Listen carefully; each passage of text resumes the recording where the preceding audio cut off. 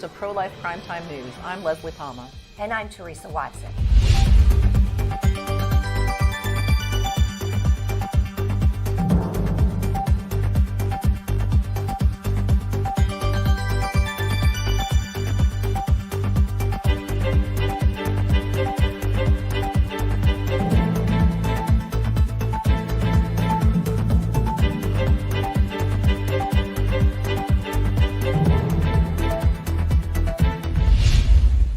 The abortion landscape in the United States changes on a daily basis as a result of last week's Supreme Court decision overturning Roe v. Wade.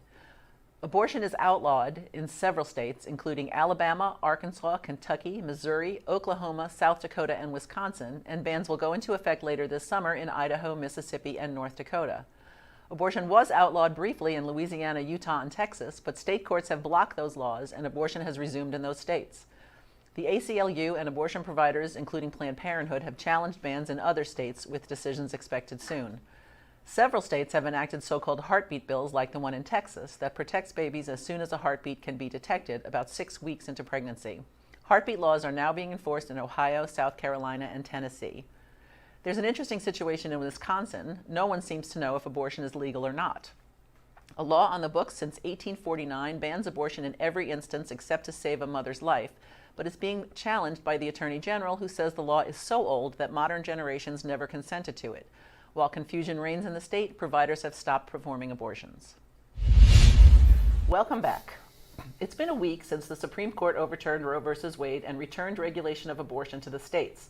I've asked Father Frank Pavone, National Director of Priests for Life, to join us this evening to talk about what's been happening during this momentous week. Father Frank, several states had laws on their books, some going back as far as 1849, to outright ban abortion, but they were never able to enact them since the 1973 Roe v. Wade decision. Now that Roe v. Wade has been overturned, several states have banned abortion outright, only to have state courts block the laws.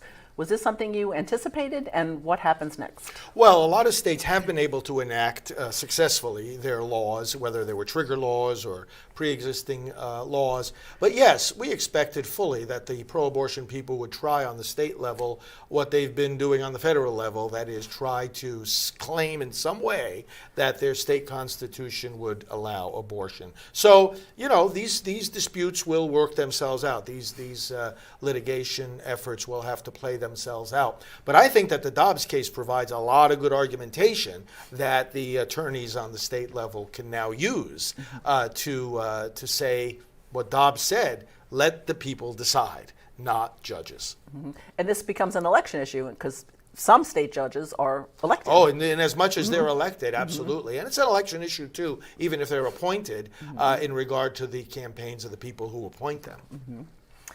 All right, abortion supporters this week have been talking about the need to pass a federal law guaranteeing the right to abortion. And House Speaker Nancy Pelosi continues to push the Women's Health Protection Act, which the House passed but has died twice in the Senate. It's an extreme bill that would repeal every state law regulating abortion. Does this bill demonstrate how out of touch the Democrats are with the American people? And if so, how can pro-lifers exploit this weakness? It shows how out of touch they are. The weakness of the bill is that it's so extreme. People need to know that. That's what we need to do as pro-life people. Have the voters understand how extreme it is. Even the legislators may not be aware how extreme it is. But people listening, for example, who are parents and have minor age daughters, you want to know if your daughter goes to an abortion facility? You know, those are some of the laws that are in place in most states that a bill like this would aim to get rid of. It's all meant to increase the abortion industry's profit, increase business for the abortion industry. So we got to keep shining the light. You know, they've been trying, the abortion side, to pass an extreme measure like this for decades, even since the Clinton years. So then they've never succeeded because there have never been any survey of the American people that shows that they want such an extreme policy. And this week we've seen protests in places like California, New York, and Vermont, all across the country really. But in these places, abortion is still very legal and available throughout pregnancy. Do you think people misunderstand what the Supreme Court did? I think a lot of them are ignorant of what the situation really is. Either what the Supreme Court was actually saying, that, you know, you can still keep abortion legal if your lawmakers decide it. And they have decided it in Vermont, California, and New York. So do these people not know that? I bet a lot of them don't. But also remember, there's a push for, well, first of all, there's a certain kind of pro-abortion person who will protest even if a single abortion is prohibited anywhere in the country or anywhere in the world. And they're just fanatical that way. And others very deliberately are trying to push for an international human right of abortion. And that is at the core of what some of these people are saying. So they'll protest anywhere at any time because of any abortion limitation. But again, it just shows their extremism. All right, well, thank you very much for joining us, and I'm sure you'll be back. Yes, thank you. Happy birthday to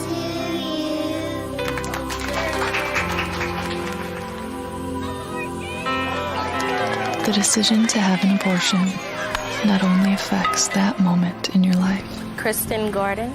it affects many precious moments to come. I now pronounce you man and wife. Please remember, where there's life, there's hope. A message from Priests for Life. The U.S. government seems to have joined the abortion cartel. On Tuesday, the Department of Health and Human Services launched a website that helps women and minor girls find out where to go for an abortion. ReproductiveRights.gov has information on both surgical and chemical abortion, and even tells visitors how they can get help paying for the abortion. Many of the sections refer to the site abortionfinder.org, which was created and funded by Planned Parenthood, the National Abortion Federation, and independent abortion profiteers. Abortion Finder also refers women under 18 to a third site, reprolegalhelpline.org, that tells these minors how to have an abortion without their parents' knowledge. It's no surprise that national leaders are colluding with the abortion industry. The day the Supreme Court announced its decision on Roe v. Wade was a sad day for the court and the country, President Biden said, while House Speaker Nancy Pelosi called the decision outrageous and heart-wrenching, and also inexplicably read a poem called "I Have No Other Country" by an Israeli poet. Even her supporters scratched their heads over that.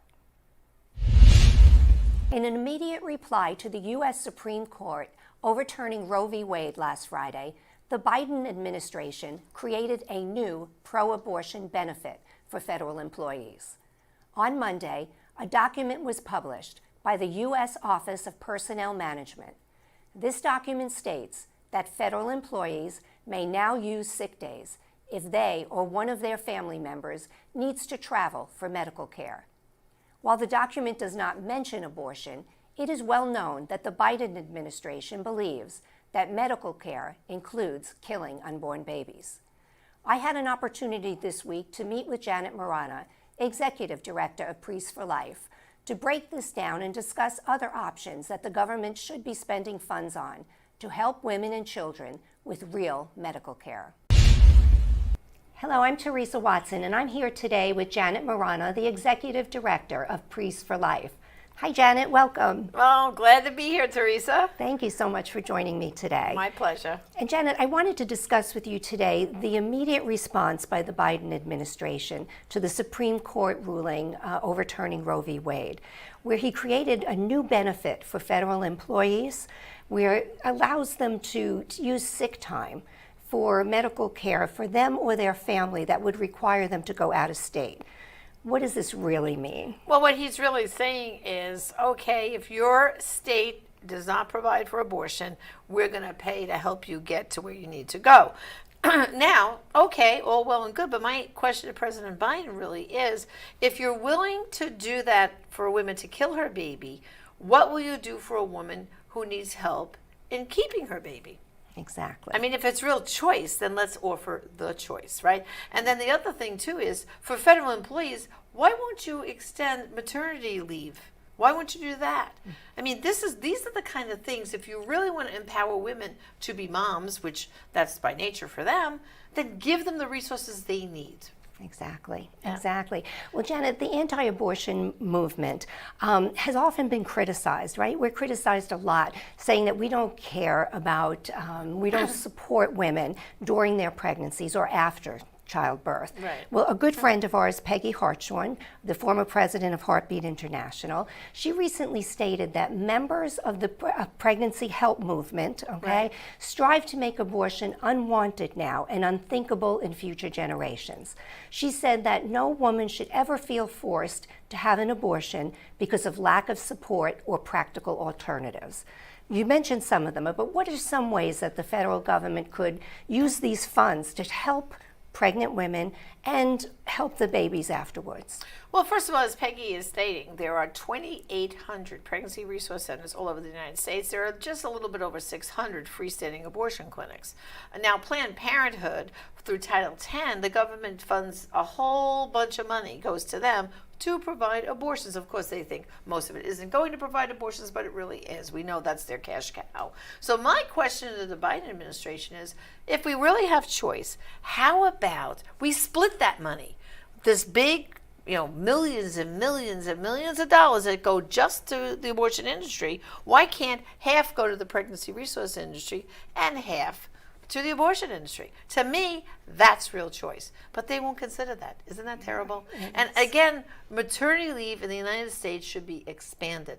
I mean, countries like Norway and Sweden, they give like a whole year that the government pays maternity leave because they put motherhood as a top thing on their list. And also, too, did you know most of Europe only allows abortion up to 12 weeks? And here in the United States, even though we overturned Roe v. Wade, there are a lot of states that already have laws like New York, California, Oregon, Washington, Vermont, Illinois, and it keeps growing, that will still allow abortion till birth. We are like communist China, North Korea, and other communist nations. Shame on the United States, and shame that we can't do more for mothers. Yeah.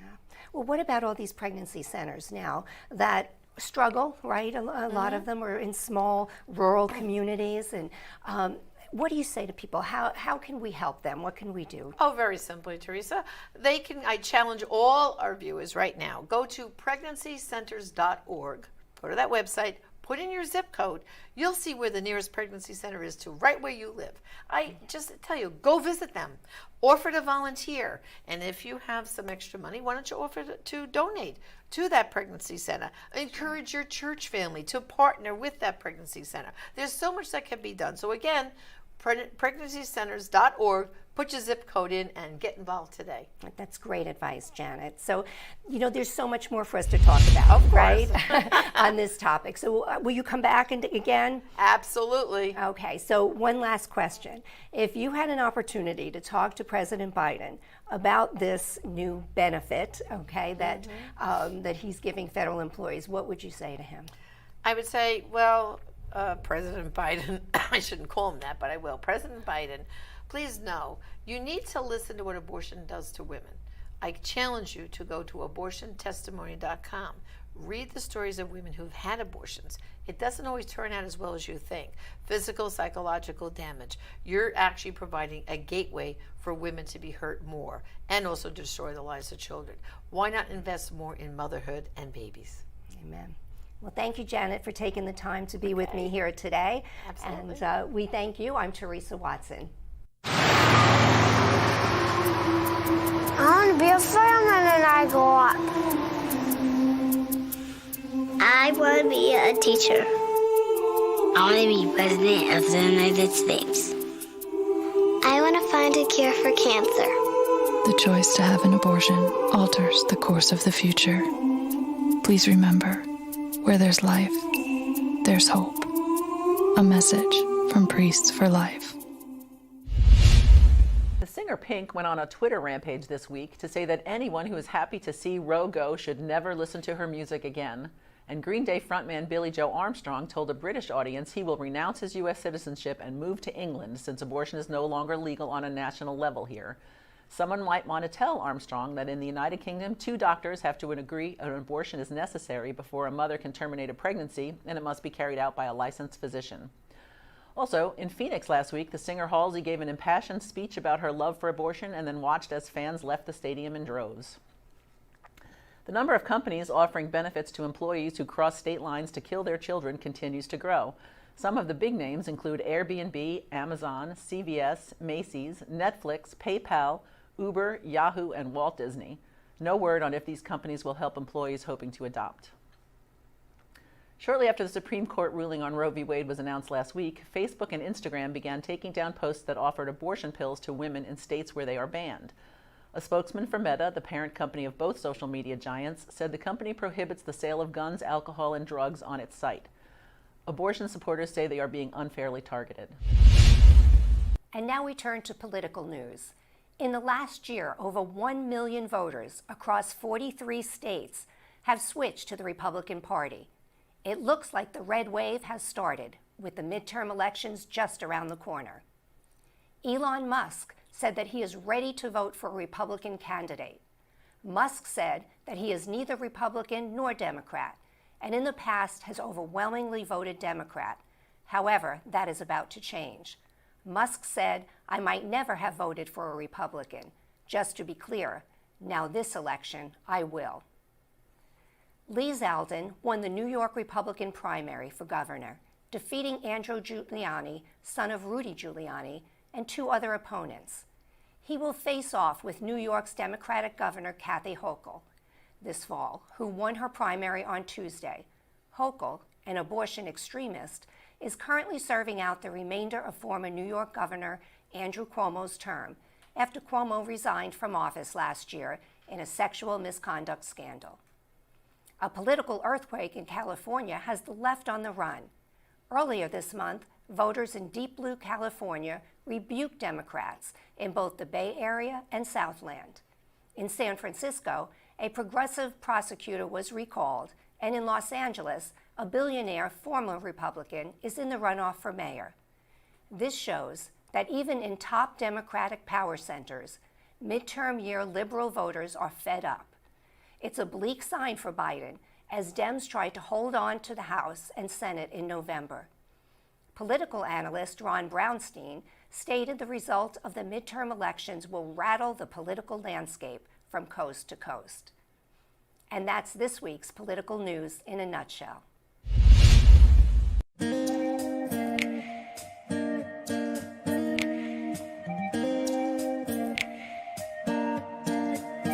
In my fear, I believed a lie all those years. I was trying to hide away, ashamed of the light of day. Made a choice, thinking I'd be free, but that choice, it imprisoned me in my shame. Till I stepped into the light of God's light, the healing began. I'm free from the shame, I'm healed of the pain. I will be silent no more. I'm free from the lies, love opened my eyes. I will be silent no more. Love broke through to the heart of me. Now the truth has come and set me free.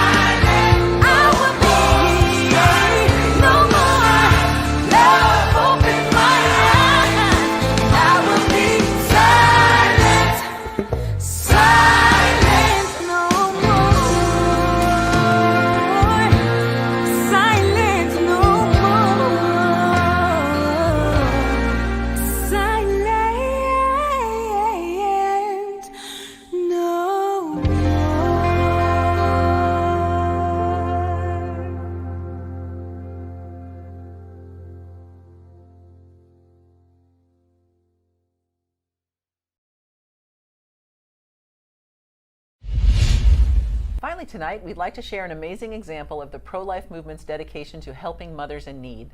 The Washington Post published a story on June 20th about a young woman in Texas who wanted to abort her twin girls but couldn't because their heartbeats were detectable, and abortion is illegal in the Lone Star State after that point. After reading the story, actress Patricia Heaton and other pro-life leaders helped to raise $50,000 in just 24 hours to help the new family. Last week, Brooke Alexander set up a GoFundMe page to help her and her husband buy diapers and formula and pay their housing and vehicle bills. Brooke is quoted saying, "I am 18 years old and I have 2 4-month-old twins. My husband is also 18 and just left for basic training, and I'm worried I won't be able to provide for us." A pro-life leader shared a link to the fundraiser on Twitter, asking people to support and encourage the family. Heaton, a pro-life advocate and award-winning actress known for her roles in The Middle and Everybody Loves Raymond, also shared the fundraiser on her Twitter page that day. The donations quickly came pouring in, along with messages of encouragement from pro-lifers across the country. $50,000 was raised in 24 hours, and to date, more than $70,000 has been raised for the family. Pro-lifers are often criticized for not caring about babies once they're born or for their mothers, but this outpouring of support for the young family demonstrates pro-lifers' dedication to helping families in need. It's something we have done for decades and will continue to do now that the U.S. Supreme Court has overturned Roe v. Wade. Now that states are once again able to protect unborn babies from abortion, pro-life advocates are working hard to expand support services for families through pregnancy resource centers, maternity homes, adoption agencies, and more. Thank you so much for joining us on Prolife Primetime News, produced at Priests for Life headquarters in Titusville, Florida. We hope you will join us every Friday at 7 p.m. Eastern Time. If you have an idea for a story or would like to expose something in the abortion industry, please email us at media@priestsforlife.org. We hope that you will support this show and all of our broadcasts, including Just Ask Janet and Primetime Live with Father Frank, by making a donation to prolifegift.org. These donations help fund all of our work here at Priests for Life. I'm Teresa Watson, Executive Manager of Priests for Life. And I'm Leslie Palma, Communications Director. And remember, life is the only choice.